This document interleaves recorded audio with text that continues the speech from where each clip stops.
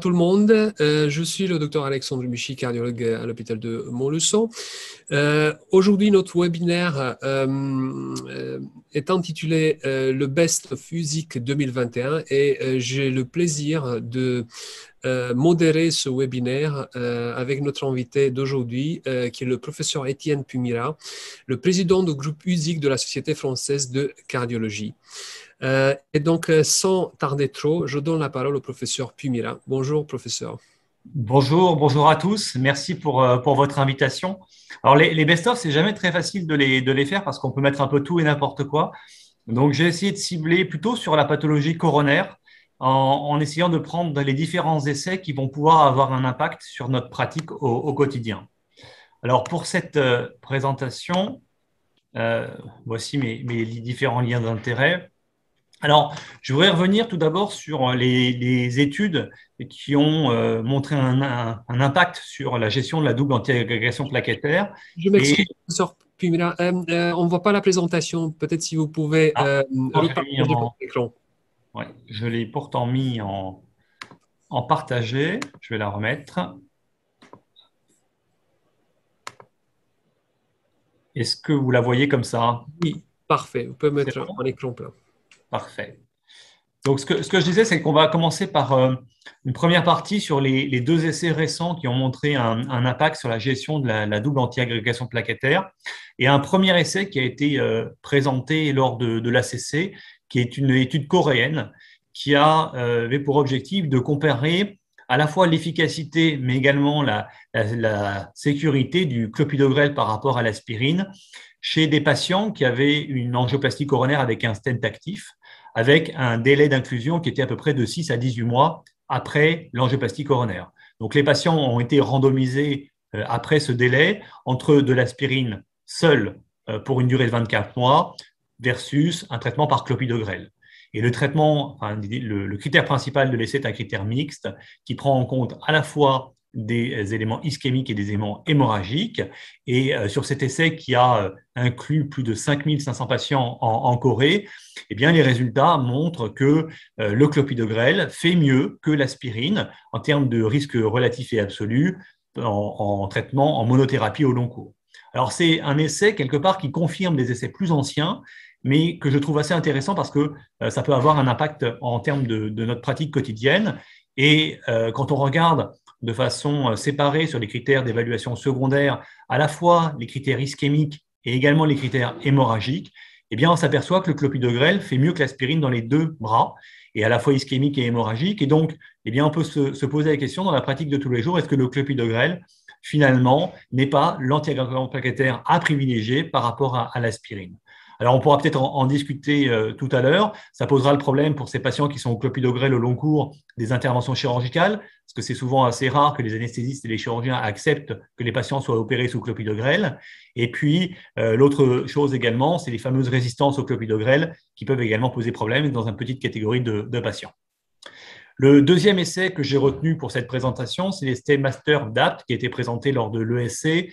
C'est un essai qui est important parce que c'est le premier essai randomisé sur l'ADAPT qui se focalise sur une population de patients à haut risque hémorragique et qui va comparer sur un peu plus de 4000 patients traités par angioplastie avec un stent biodégradable avec un polymère de sirolimus, une DAPT courte d'un mois par rapport au traitement de référence qui est une DAPT d'au moins 3 mois. Dans cet essai, il y avait à peu près 50% de patients qui avaient une angioplastie dans le cadre d'un syndrome coronarien chronique, l'autre moitié donc de l'aigu.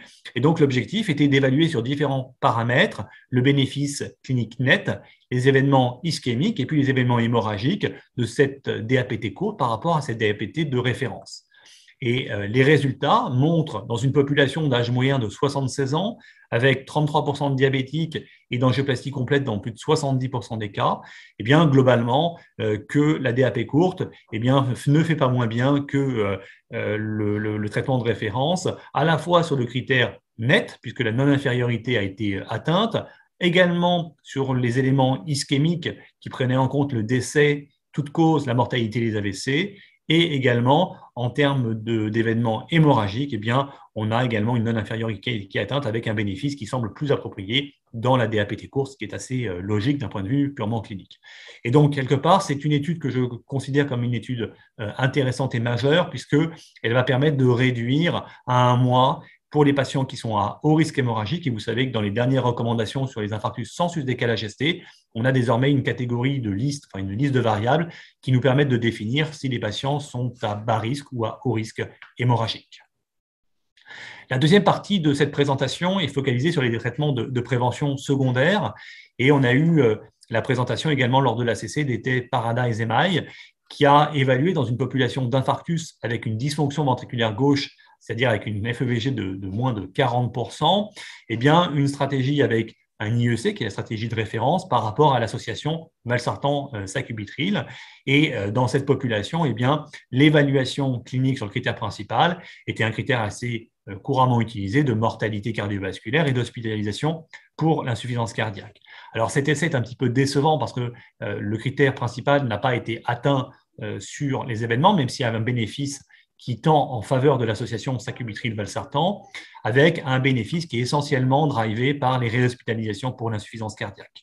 Alors, ce qui est important de noter également, c'est qu'il y a une tendance, alors c'est des analyses de sous-groupes, en théorie on n'est pas censé les regarder, puisque le critère principal de l'essai est négatif, mais en tout cas, ça donne quand même des petites orientations. Sur les patients qui ont une dysfonction ventriculaire gauche les plus sévères, il y a l'association sacubitril-valsartan semble être opportune dans cette population-là. Et également, quand on prend les éléments cumulés, c'est-à-dire les éléments répétés et non pas le premier événement, comme c'est le cas dans le cas principal, dans la majorité des essais, alors à ce moment-là, l'étude aurait été positive si on avait considéré cette méthodologie-là. Quoi qu'il en soit, l'association sacubitril-valsartan est une association qui est éligible pour les patients qui gardent une dysfonction ventriculaire gauche après récupération maximale de la réadaptation cardiovasculaire. Et donc, quelque part, c'est simplement une anticipation du traitement, peut-être de pouvoir le mettre en musique pour les patients les plus sévères. En tout cas, c'est les conclusions de l'essai Paradise MI. En termes de recommandations de l'ESC, on a eu donc récemment également la définition des 3 catégories d'insuffisance cardiaque à fraction d'éjection altérée à moins de 40%, avec la fraction d'éjection qui est modérément altérée, entre 41 et 49%, qui, d'un point de vue physiopathologique, ressemble davantage à la fraction d'éjection réduite. Et puis, on a enfin la fraction d'éjection préservée au-delà de 50%.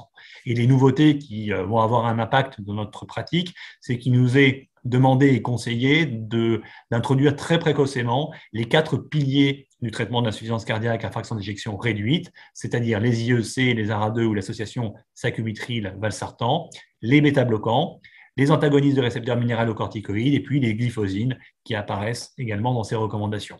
Les diurétiques, notamment les diurétiques de Lens, étant réservés uniquement en cas de persistance des signes congestifs. Et vous voyez que le classe de recommandation est de niveau 1. Alors, ça va poser des problèmes dans notre pratique aux soins intensifs, c'est que d'introduire 4 médicaments, c'est relativement compliqué, notamment quand c'est des primo-patients, enfin des primo-événements. Et donc, on verra comment on va pouvoir s'adapter dans les mois à venir. Alors, le troisième volet de cette présentation concerne la cardiologie interventionnelle et c'était difficile pour moi de ne pas vous présenter les résultats de Flower-MI dans ce best-of du ZIC. Alors, Flower-MI, c'est un essai randomisé que j'ai eu la chance de coordonner et l'objectif était de sélectionner des patients avec un infarctus, avec un sus-décalage ST, de traiter la lésion coupable. Et pour les patients pour lesquels il y avait des lésions associées sur les autres vaisseaux épicardiques, eh bien, les patients étaient randomisés en 2 groupes de façon à avoir une revascularisation complémentaire avec soit une revascularisation guidée par l'angiographie, c'est-à-dire par l'œil nu de l'évaluation des lésions, ou bien une revascularisation guidée par la mesure de FFR sur les lésions associées. Le critère principal de l'essai à 12 mois, associé à la mortalité toute cause, l'infarctus non fatal et les revascularisations en urgence. Alors, dans cet essai, on avait, en termes de méthodologie, conçu cet essai comme un essai de supériorité en faveur de la FFR. Et ce qu'on s'est aperçu, c'est que d'abord, le taux d'événement à 1 an était extrêmement faible par rapport à ceux attendus, puisqu'on a eu un taux d'événement qui était aux environs de 5-6%, alors que celui qui était attendu était plutôt aux environs de 15%. Pourquoi? Parce qu'il y a une amélioration considérable du pronostic et que le design de l'étude a été réalisé en 2015, et donc les résultats ont été, eux, présentés en 2021, et qu'il y a eu une progression de la prise en charge des patients pendant cette durée-là. Quoi qu'il en soit, dans cette étude, on n'a pas montré de supériorité de la FFR par rapport à l'angiographie pour guider les lésions associées, et même numériquement, on s'est aperçu qu'il y avait un petit événement qui semblait, enfin, que l'angiographie semblait faire même parfois un peu mieux que la FFR. Et on a réalisé parallèlement des études médico-économiques qui prennent en compte à la fois les événements cliniques dans le suivi, les réhospitalisations et le coût du matériel lors de l'hospitalisation. Et alors que dans la maladie coronaire stable, la FFR est associée à un bénéfice à la fois médical et économique, dans Flower MI, on retrouve des résultats totalement inverses puisque l'utilisation de la FFR n'est pas intéressante ni cliniquement ni économiquement. Donc ça fait un petit coup au niveau de la FFR dans la phase infarctus ST+, d'autant plus qu'à l'ESC, on a eu également des données d'essais randomisés de la FFR qui étaient des essais basés sur des données médico-économiques. Et là encore, cette fois-ci dans la maladie coronaire stable ou chronique, l'angiographie faisait mieux que la FFR. Lors de l'ESC, on a présenté les résultats du sous-groupe des patients qui avaient été randomisés dans le groupe de la FFR et on a comparé le devenir des patients qui avaient une FFR positive et donc qui ont eu une angioplastie coronaire par rapport à ceux qui avaient une FFR négative au-delà de 0,8 et pour lequel donc ils ont eu un traitement médical optimal. Et ce qu'on s'est aperçu, c'est que les patients qui avaient une FFR négative avaient un taux d'événement qui était 2 fois plus important que les patients qui ont eu une angioplastie, à 8% versus 4%. Et donc, même si c'est une analyse de sous-groupe, ça vient un peu conforter quand même le fait que la FFR en phase aiguë d'infarctus, c'est probablement pas le meilleur endroit pour pouvoir l'utiliser. Alors, un autre essai pour rester dans la cardiologie interventionnelle qui me semble important dans le cadre des soins intensifs, c'est lors d'un arrêt cardiaque récupéré. Alors, il faut qu'on soit d'accord qu'il soit en dehors de la situation d'infarctus avec sus-décalage du segment ST. Est-ce qu'il faut faire une coronarographie d'emblée, se réveiller à 3 heures du matin, ou est-ce que finalement on ne peut pas attendre le lendemain matin tranquillement? L'étude Tomao a comparé sur à peu près 500 patients en Allemagne et au Danemark ces patients dans cette thématique. Et ce qu'il a été montré sur la survie à 30 jours, c'est que le fait de faire une coronarographie de façon immédiate ne faisait pas mieux en termes de survie qu'une coronarographie de façon délayée, c'est-à-dire de retarder de quelques heures ou de quelques jours.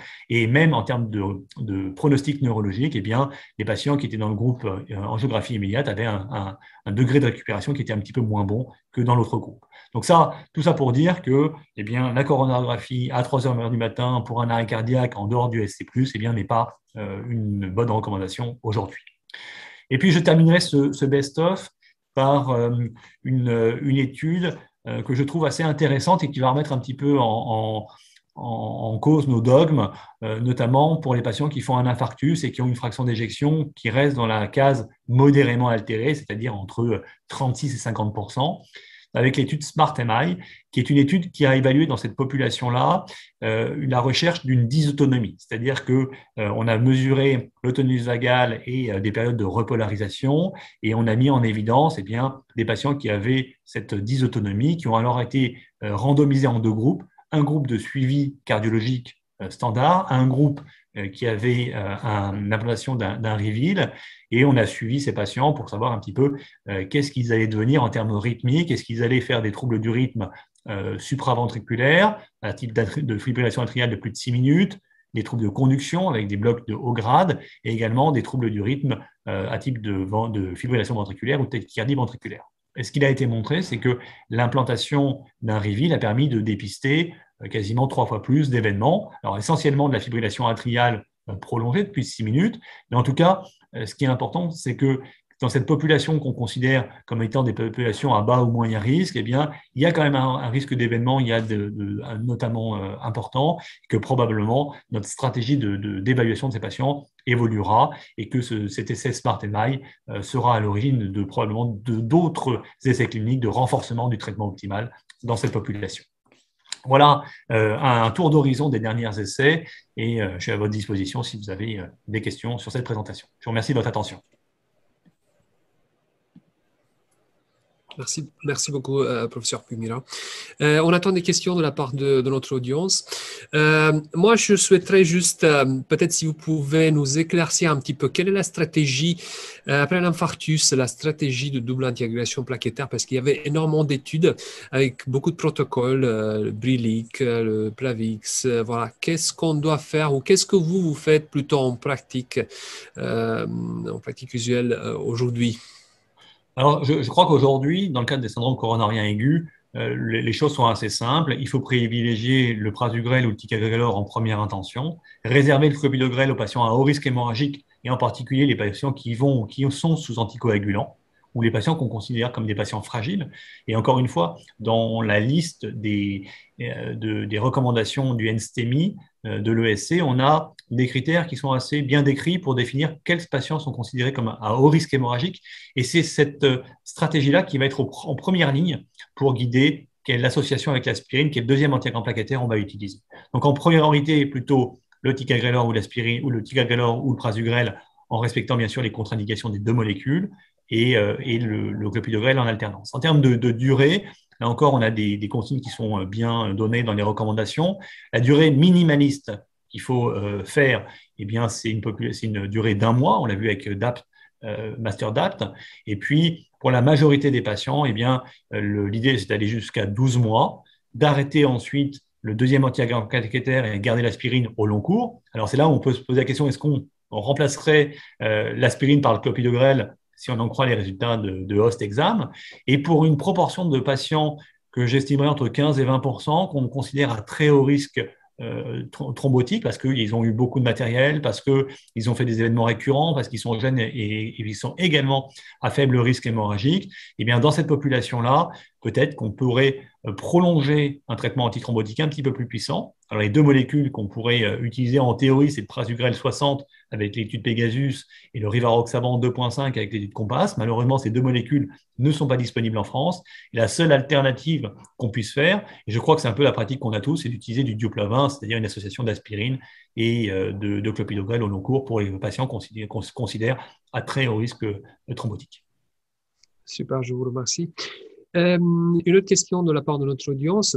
Alors, pour les infarctus massifs FEVG basse, est-ce que dans votre pratique, vous mettez le live vest ou comment vous managez ce type de patient à la sortie de patients de services de cardiologie?